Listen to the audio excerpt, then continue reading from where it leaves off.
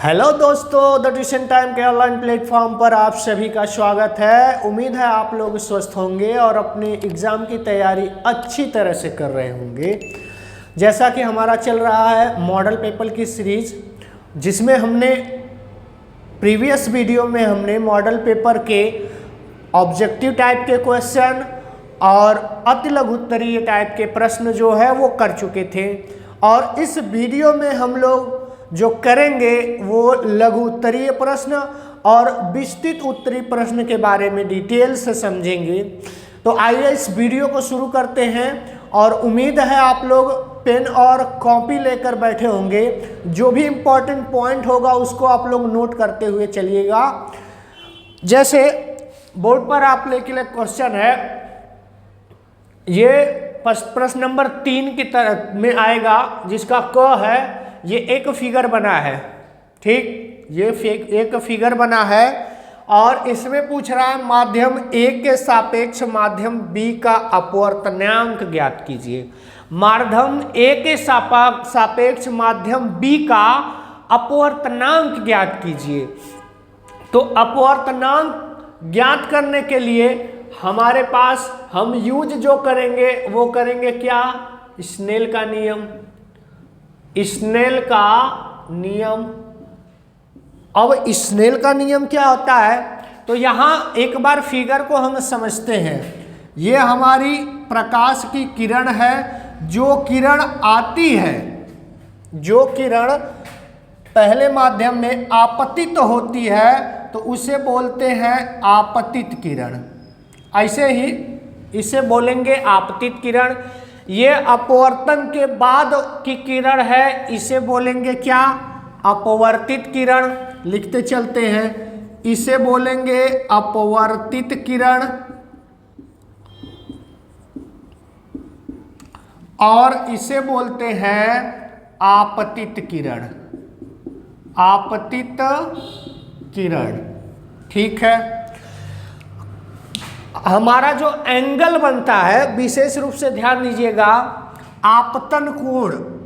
आपतन कोण हमारा बनेगा ये आई, इसको बोलेंगे आपतन कोण। आपतन कोण।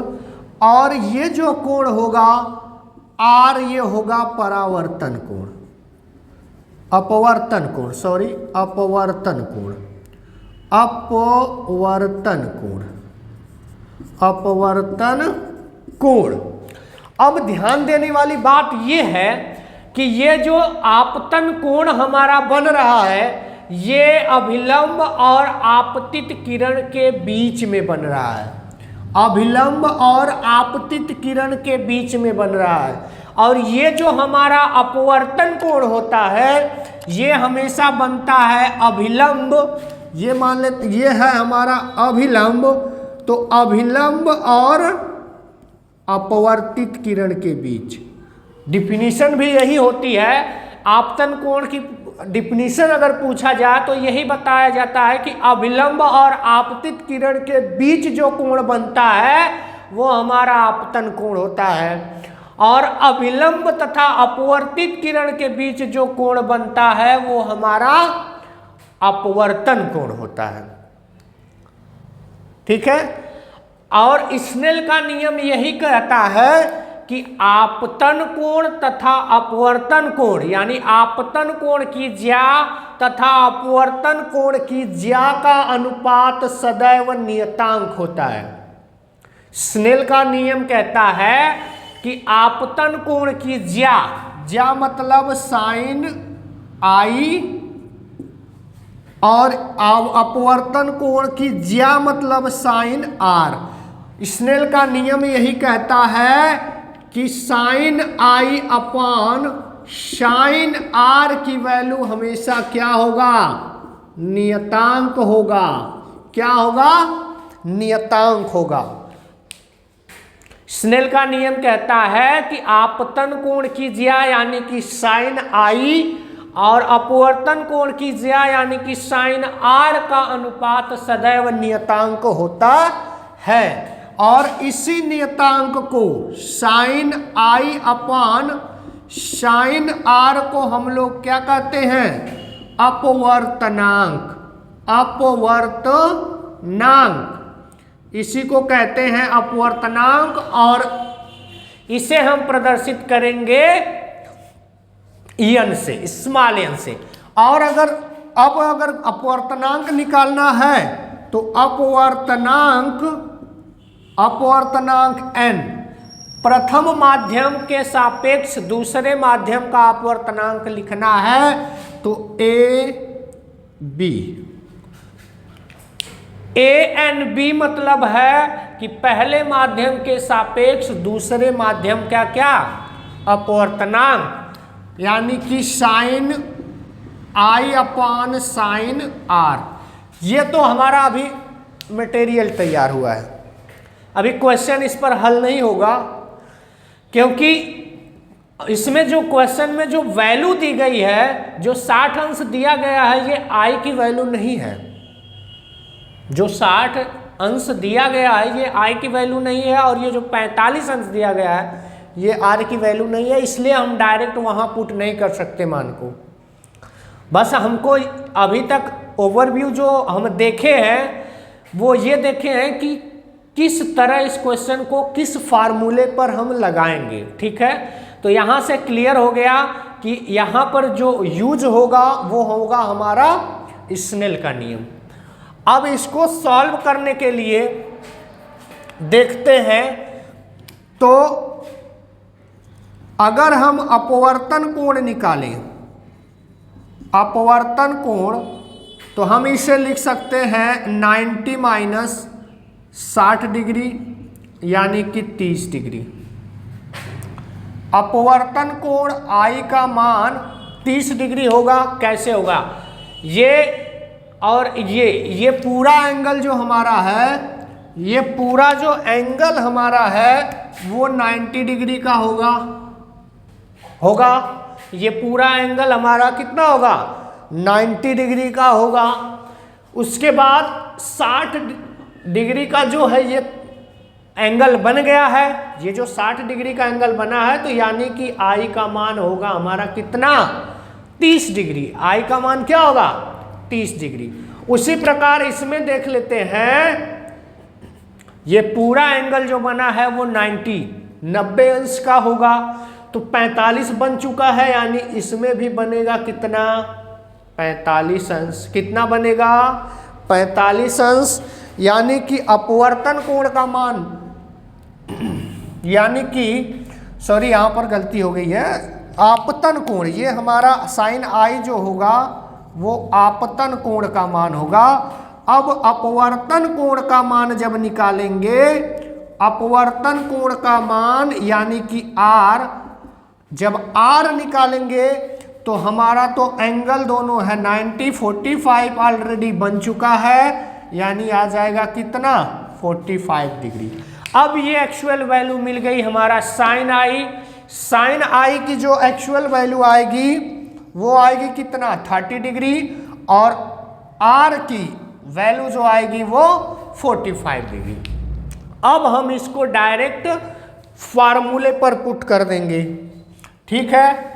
तो स्नेल का नियम इरेज करते हैं, हमको A के सापेक्ष B का अपवर्तनांक चाहिए, तो यानी कि A/B is equal to sine I upon sine R।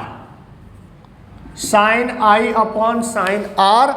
I की वैल्यू आई है हमारे पास 30 degree, sine 30 degree upon sine 45 degree, ये हो जाएगा A/B, A के सापेक्ष B का अपवर्तनांक, ठीक है।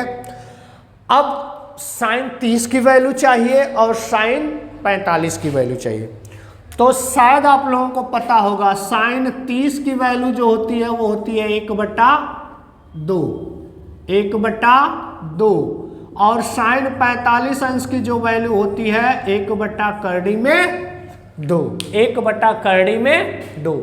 इसी मान को हम यहाँ पर रखेंगे, तो साइन 30 का मान आ जाएगा 1/2 और साइन 45 का मान आ जाएगा 1/2। 1/2 और 1/2।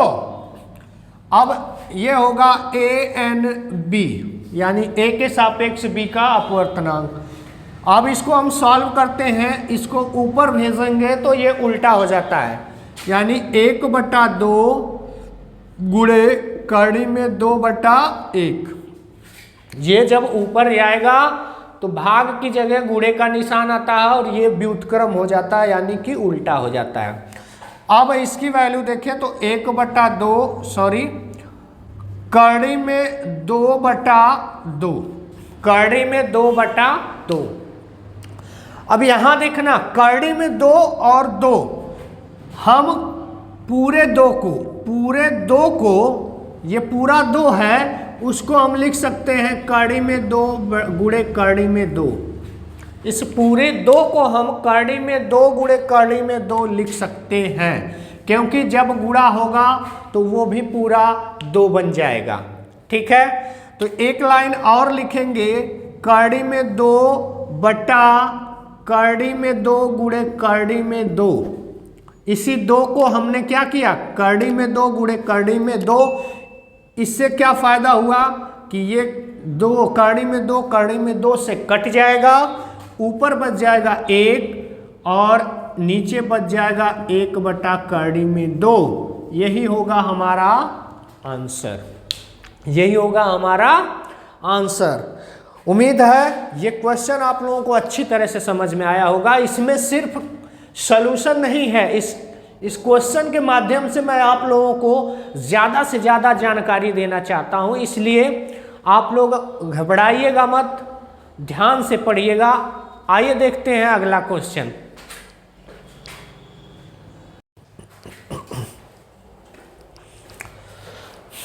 आइए देखते हैं लघु उत्तरी का दूसरा प्रश्न। दूसरा प्रश्न जो हमारा है वो है प्रश्न नंबर 3 का ख, दूर दृष्टि दोष तथा निकट दृष्टि दोष में क्या अंतर है। दूर दृष्टि दोष तथा निकट दृष्टि दोष में क्या अंतर है, इनका उपचार किस प्रकार के लेंसों द्वारा किया जा सकता है, इनका उपचार किस प्रकार के लेंसों द्वारा किया जा सकता है। ये बोर्ड के एग्जाम में लगभग हर साल ही पूछा जाता है। बस आप लोगों को ध्यान देना, यहाँ जैसे 2013, 15, 16, 17, 18 आगे भी पूछा जाएगा। ध्यान देने वाली बात यहाँ ये है कि इस प्रकार इसमें इससे रिलेटेड आपको लघुत्तरी क्वेश्चन भी पूछ दिया जाता है और विस्तृत उत्तरी प्रश्न भी आपसे पूछा जा सकता है। तो हमको ध्यान देने वाली बात यह है कि हम पहले ये चेक कर लेंगे कि ये किस प्रकार के क्वेश्चन में पूछा गया है। अगर ये लघुत्तरीय प्रश्न में पूछा गया है तो जितना पूछेगा बस उतना ही हमको लिख कर आना है, इसका डायग्राम नहीं बनाना है। लेकिन अगर विस्तृत उत्तरी में पूछ दिया तो आप लोगों को उसका डायग्राम अच्छी तरह से बना कर आना है। तो यहाँ लघुत्तरीय में पूछा गया है, जब विस्तृत उत्तरी में पूछा जाएगा तो हम आपको उसका डायग्राम बनाकर अच्छी तरह से बताएंगे। यहाँ पर सिर्फ पूछा गया है कि दूर दृष्टि दोष तथा निकट दृष्टि दोष में क्या अंतर है।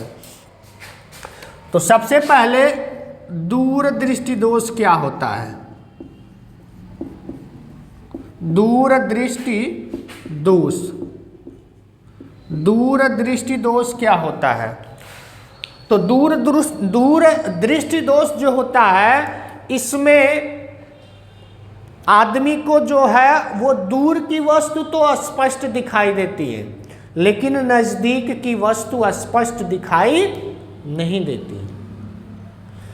समझिएगा आप लोग, दूर की वस्तु जो होगी वो स्पष्ट दिखाई देगी। दूर दृष्टि दोष में दूर की वस्तु स्पष्ट दिखाई देगी, परंतु नजदीक की वस्तु जो है वो स्पष्ट दिखाई नहीं देती है। तो इसमें बस इतना लिखना है, इसमें या इस प्रकार के रोगी को, इस प्रकार के रोगी को दूर की वस्तु अस्पष्ट, अस्पष्ट ऐसे लिखा जाएगा। दूर की वस्तु, इस प्रकार के रोगी को दूर की वस्तु अस्पष्ट दिखाई देती है, दिखाई देती है, परंतु नजदीक की वस्तु, नजदीक की वस्तु स्पष्ट दिखाई नहीं देती, स्पष्ट दिखाई नहीं देती है, स्पष्ट दिखाई नहीं देती है। इस प्रकार के दोष को दूर करने के लिए, इस प्रकार के दोष को दूर करने के लिए,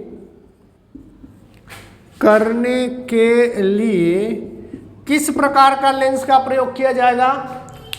दूर दृष्टि दोष है, इसलिए उत्तल लेंस का प्रयोग किया जाएगा। किसका? उत्तल लेंस का। दूर करने के लिए उत्तल लेंस का प्रयोग करते हैं, उत्तल लेंस का प्रयोग करते हैं। दूर दृष्टि दोष में दूर की वस्तु स्पष्ट दिखाई देती है, लेकिन पास की यानी नजदीक की वस्तु स्पष्ट दिखाई नहीं देती है। इस प्रकार के दोष को दूर करने के लिए हम उत्तल लेंस का प्रयोग करते हैं। उम्मीद है दूर दृष्टि दोष आप लोगों को अच्छी तरह से क्लियर होगा। ठीक है, अब देखते हैं निकट दृष्टि दोष। एक क्वेश्चन का जवाब हो गया, दूर दृष्टि दोष क्या है। फिर अगली जो हेडिंग लिखेंगे आप लोग, अगली हेडिंग जो लिखेंगे वो लिखेंगे निकट दृष्टि दोष। क्या लिखेंगे? निकट दृष्टि दोष। क्या लिखेंगे? निकट दृष्टि दोष। तो यहां पर लिख देंगे, अगली हेडिंग जो होगी वो होगी निकट दृष्टि दोष। क्या होगी? निकट दृष्टि दोष। इसमें फिर लिखना स्टार्ट करेंगे, इस प्रकार के दोष में, इस प्रकार के दोष में व्यक्ति को नजदीक की वस्तु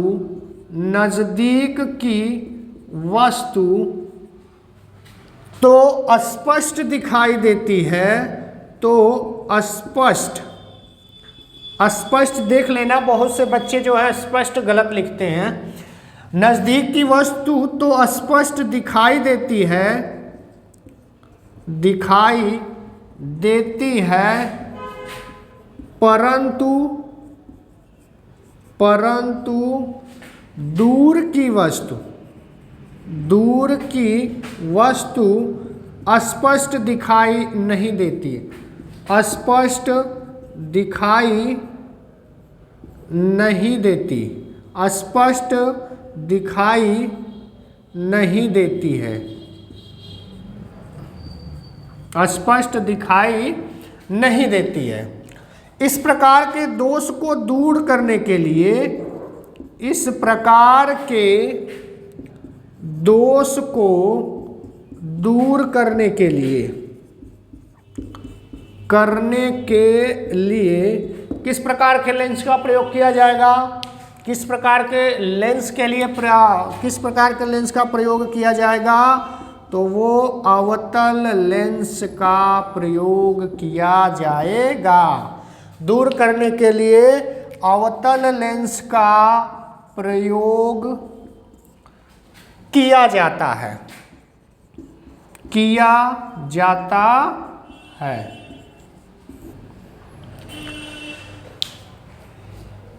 अगर आप लोगों को ऐसे नहीं लिखना है तो दूर दृष्टि दोष और निकट दृष्टि दोष की पहली डिफिनेशन लिख लेना कि दूर दृष्टि दोष में दूर की वस्तु स्पष्ट दिखाई देती है, नज़दीक की नहीं दिखाई देती है। स्पष्ट दिखाई नहीं देती है, और निकट दृष्टि दोष में निकट की वस्तु स्पष्ट दिखाई देती है, दूर की वस्तु स्पष्ट दिखाई नहीं देती है। और फिर उसके बाद उपचार में लिखेंगे, दूसरी पॉइंट जो डालकर लिखेंगे वो लिखेंगे कि निकट दृष्टि दोष को दूर करने के लिए हम अवतल लेंस का प्रयोग करते हैं, और दूर दृष्टि दोष को दूर करने के लिए हम उत्तल लेंस का प्रयोग करते हैं। इतने में आपका क्वेश्चन क्लियर हो जाएगा और 4 नंबर आपके खाते में आ जाएगा। ठीक है, तो लघु उत्तरी में आपको 2 ही क्वेश्चन पूछा जाता है। अब हमारा जो है वो विस्तृत उत्तरी प्रश्न बचा है, उसको हम लोग कल कर लेंगे, वीडियो काफ़ी लंबी हो जाएगी। तो वीडियो अंत तक देखने के लिए आप लोगों का बहुत बहुत धन्यवाद। चैनल को सब्सक्राइब कर लीजिए, शेयर कर लीजिए, और पसंद आया है तो वीडियो को लाइक कर दीजिए। बहुत बहुत धन्यवाद।